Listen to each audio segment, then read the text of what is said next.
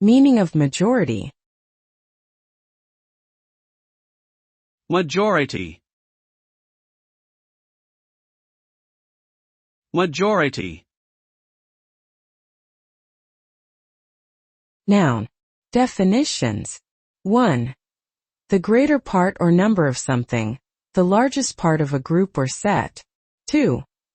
A period of time during which a person is considered an adult. In the UK, this is typically from the age of 18 onwards. Examples. 1. The majority of people in the room were against the proposal. 2. She reached the majority and was able to vote in the election.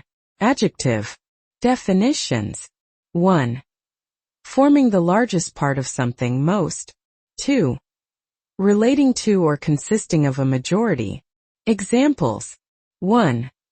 The majority view was that the policy was a good idea. 2. The majority share of the company's profits went to the shareholders. Majority. Majority.